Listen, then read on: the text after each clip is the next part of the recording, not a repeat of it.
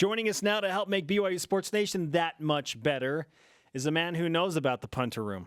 Well, kind of. He probably pokes fun at it. Brian Logan, former BYU defensive back and our good friend here at BYU Sports Nation. Brian, what was your favorite moment from inside BYU football?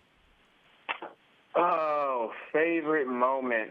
I would have to say all of it.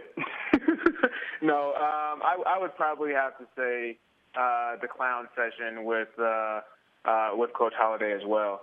It's absolutely comical. It reminds me every time I'm there with Coach Holliday and Brandon Bradley, who's no longer with the program when he was a GA, and how we would always clown Brandon and how he was a grandpa and how he was slow and how he didn't have any records and how that's why people would look at Brandon and look at me and then throw to his side, and it's comical in how he always kind of just submitted to his wife and was like, he did whatever his wife said, and he's just so funny that I'm happy that people were able to see that side of things. Brian Logan joining us via the Deseret First Credit Union hotline on BYU Sports Nation.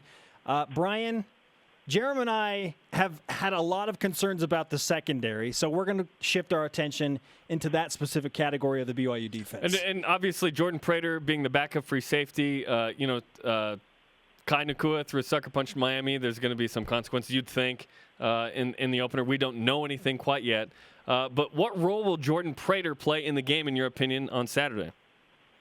Yeah, I mean, if there is a situation like that that occurs where a safety isn't going to be playing, you'd have to assume that a guy like Jordan Prater is going to have to step up and fill that role.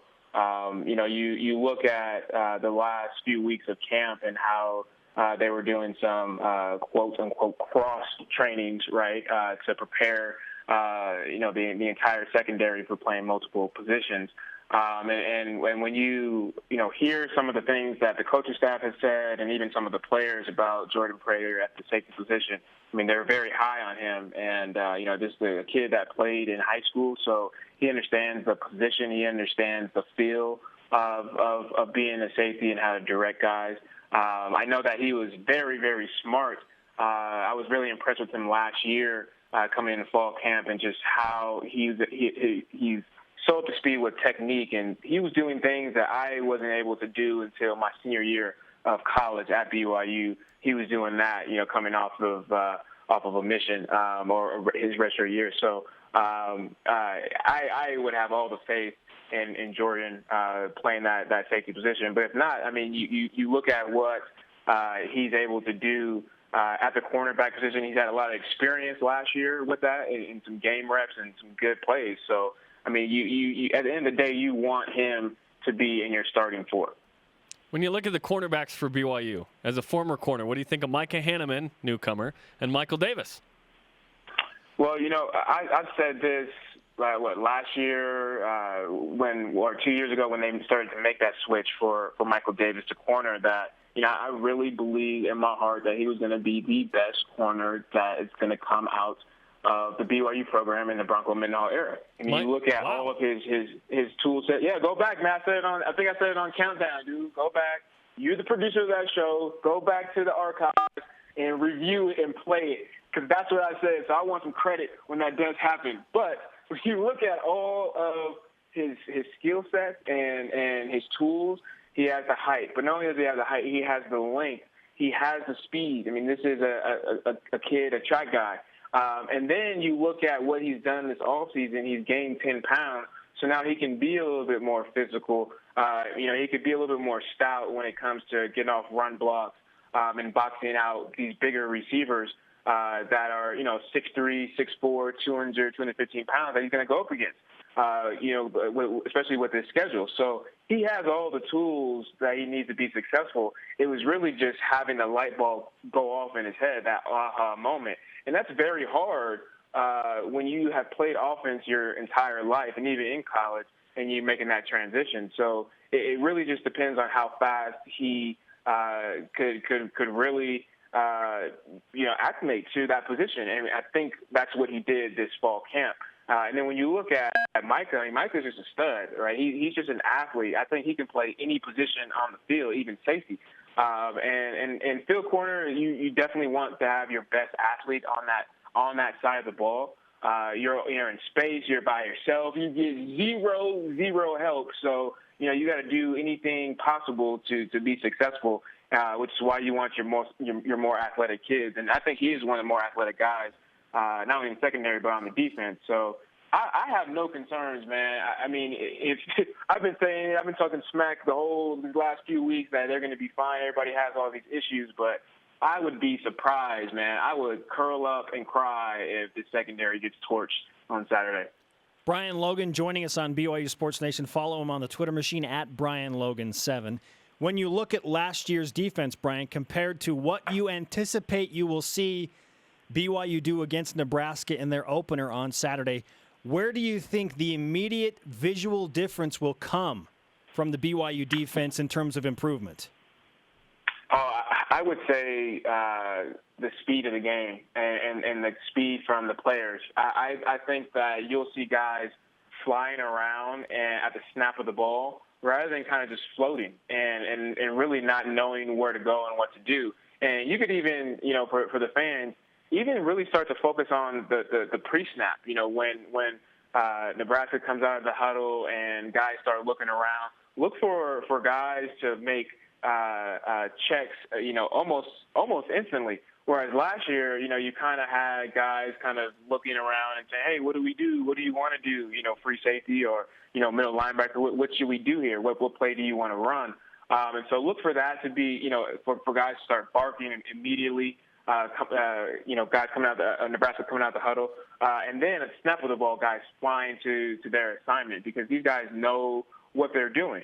They've had some experience in game reps last year, but, with Coach Mendenhall and how he's able to really teach the scheme, these kids have taken a whole another level in their duties and their responsibilities. So I would say just overall faster play, and then probably physically would be the last thing, the physicalness of the play, guys knocking each other over.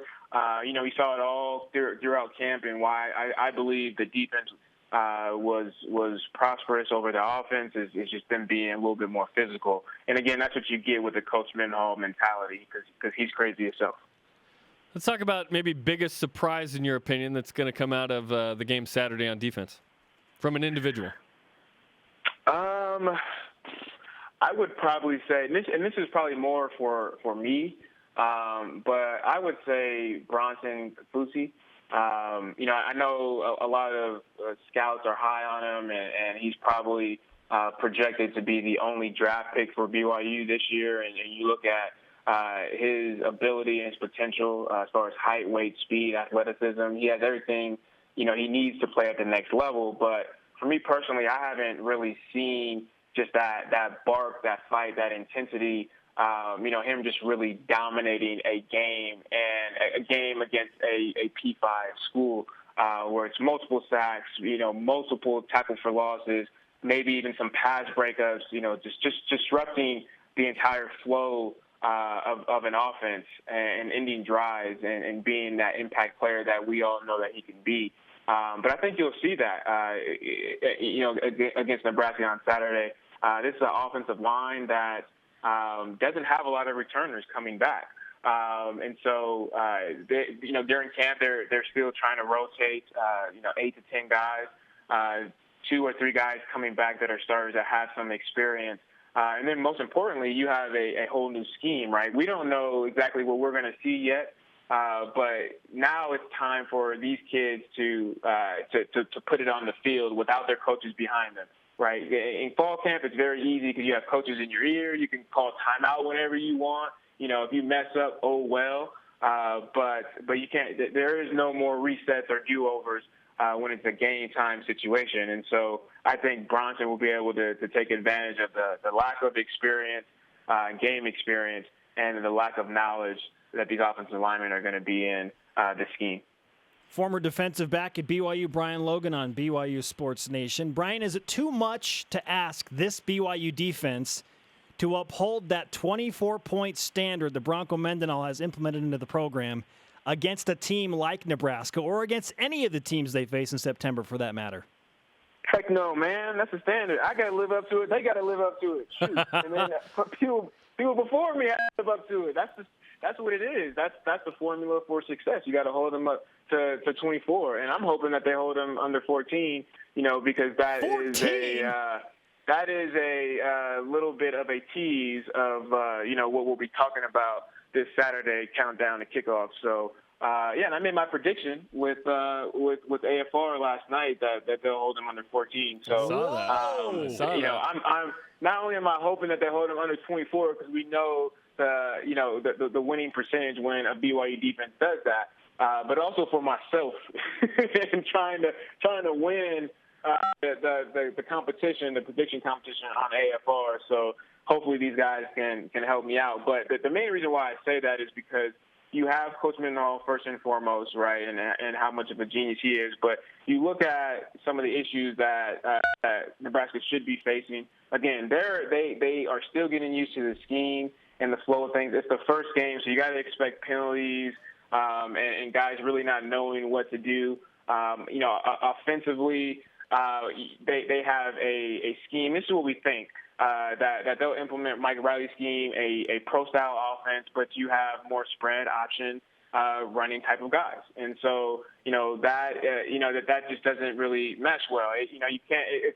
It's a peanut butter and mayonnaise sandwich. That's just disgusting. That doesn't work. Man. It doesn't make sense. He needs peanut butter and jelly, and he doesn't have that. So I think that's where you'll see a little bit of the lower points there for this defense. Brian, great stuff. Football just 3 days away, man. We'll talk to you soon.